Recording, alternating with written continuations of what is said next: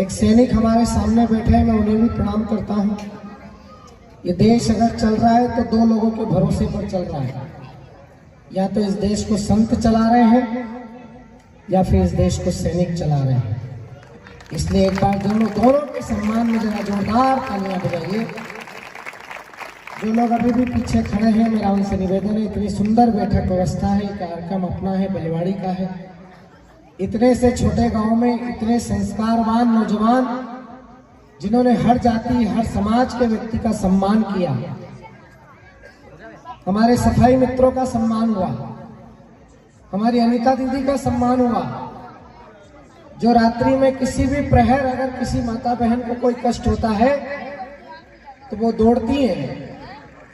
उनके सम्मान की चिंता भी हमारे नौजवान मित्रों ने करी। एक बार इस पूरे संगठन के लिए जरा जोरदार तालियां बजाइए। ये संस्कार बहुत कम लोगों में पाए जाते हैं जो यहाँ पर हैं। मैं बहुत बहुत प्रणाम करता हूँ। ये जो छोटे बेटा इधर देखो, तुम आए हो कि भेजे गए हो? कई बार माता पिता घर रुक जाते हैं, बच्चों को भेज देते हैं कि जाओ तुम रामलीला देखना, हम महाभारत करेंगे। तुम्हारे माता पिता आए तो वहां बैठो जहां पे वो माता पिता बैठे, ताकि हमको भी पता लगना चाहिए कि किस डायरी का पन्ना इधर उधर उड़ रहा है। आप जो बैठे हुए लोग हो, जो बीच में खाली स्थान है, थोड़ा सा बैठे बैठे आगे खसक आइए, आगे आ जाइए, आगे आ जाइए। माता बहन आप भी थोड़ी आगे आइए, जितना आगे आओगे उतना मजा आएगा।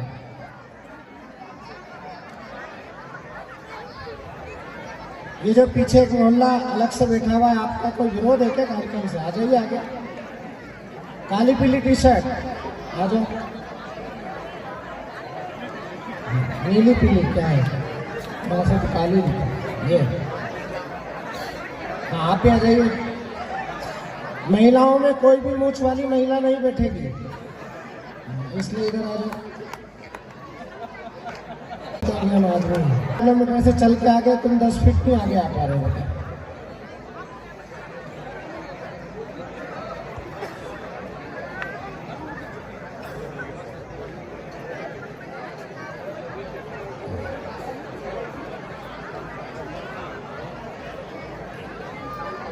ये अब जरा दोनों मुट्ठी का बांधिए और जरा मेरे साथ जयघोष करिए।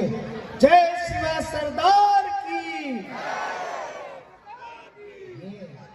मैं बोलूंगा जय भवानी, आपको बोलना है जय शिवाजी। और मैं बोलूंगा जय शिवा सरदार की, तो आपको बोलना है जय राणा प्रताप की। ये हमारी भारत माता की वो दो आंखें हैं। अगर शिवाजी और राणा प्रताप नहीं होते तो हो सकता है अभी हम सब लोग नमाज पढ़ रहे होते।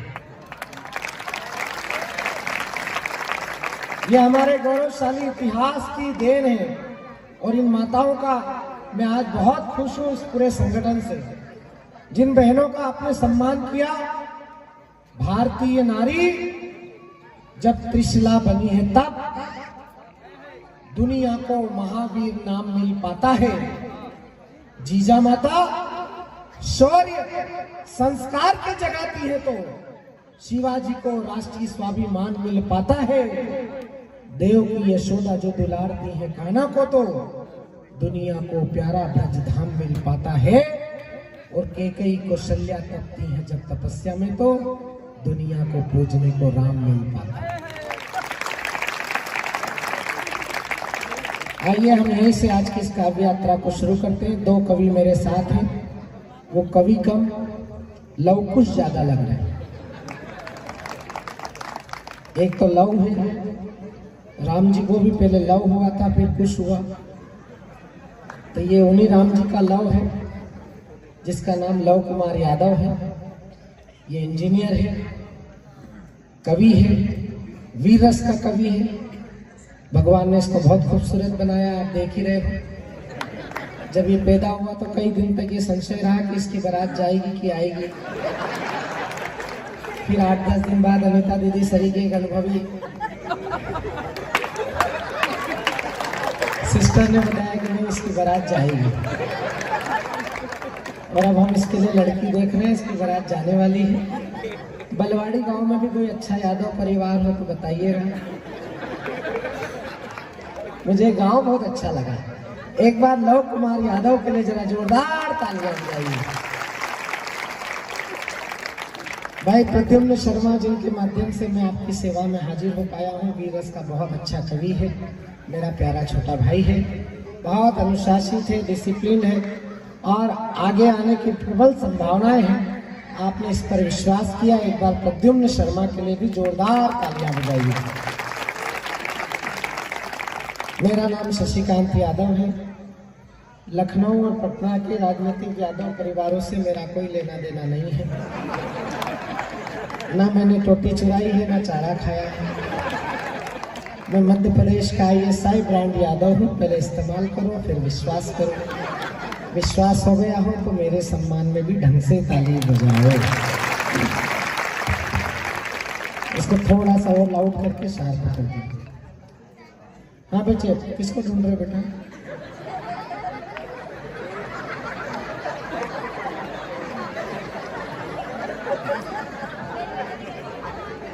बताओ, अभी जमीन में सोगे नहीं।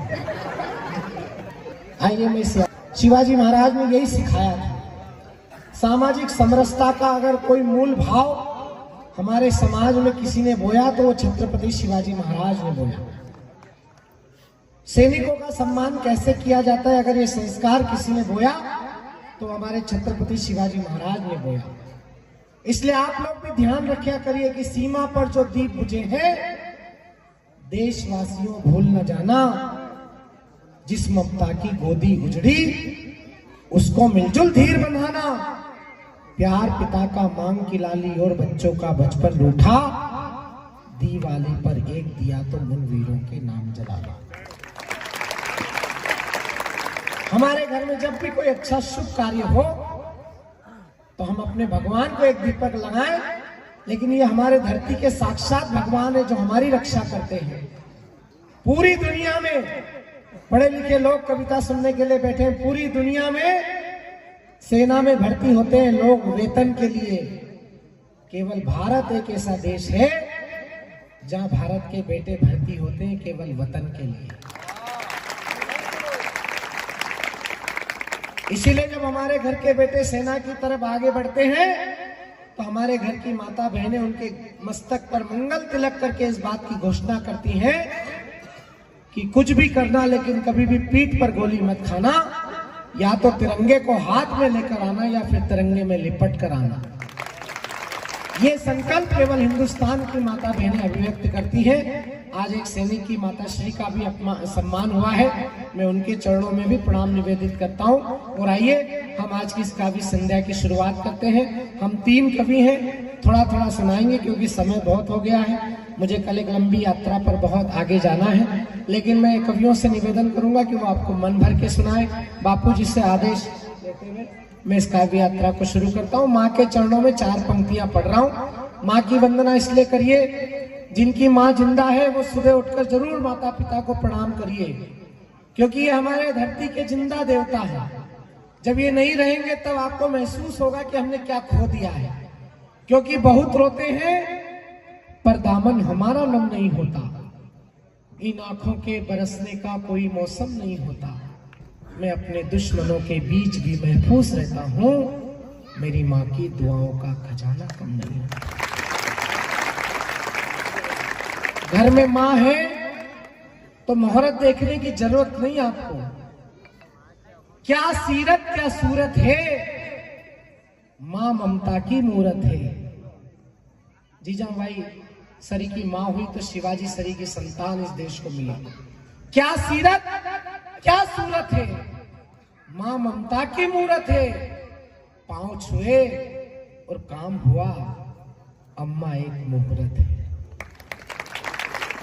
आइए मैं उसी माँ की वंदना से इस काव्य यात्रा को शुरू करता हूँ। जहां जहां आपका मन करे, जहां जहां आपको अच्छा लगे आप ताली दीजिएगा। अच्छे लोगों को गाली दोगे नहीं। ज्यादा अच्छा लगे तो आपके हाथ खाली हैं, पड़ोसी की पेट खाली है, उससे आपकी भी तंद्रा बनी रहेगी और पड़ोसी की ठंड भी दूर होती रहेगी। हाँ, ये चुप नहीं हो रहा है क्या? इसको वही आंख दिखाओ भाभी जी जो रात में 10 बजे भाई साहब को दिखाते हैं, तो ये अपने आप चुप हो जाएगा। शुरू करें कि शब्दों की साधना को, भाव की आराधना को साहित्यिक स्थान मिले ऐसा वरदान दो, कविता को रचूं और छंद का श्रृंगार करूं। अभी नहीं, ये आर.डी. बर्मन वाली ताली नहीं। चौथी पंक्ति आपको ताली बजाने के लिए मजबूर करेगी, और मजबूर करे तो फिर मैं आपकी तालियां चाहता हूं कि शब्दों की साधना को, भावों की आराधना को साहित्यिक स्थान मिले ऐसा वरदान दो, कविता को रचूं और छंद का श्रृंगार करूं, गजलों से प्यार करूं ऐसा वरदान दो, पल पल पूज सिद्ध दायिनी व शारदे में वाणी और विद्या का तो मुझे वरदान दो, और गीत लिखूं मान सम्मान स्वाभिमान के हो, देश अभिमान के हो ऐसा वरदान दो, गीत लिखूं मान सम्मान।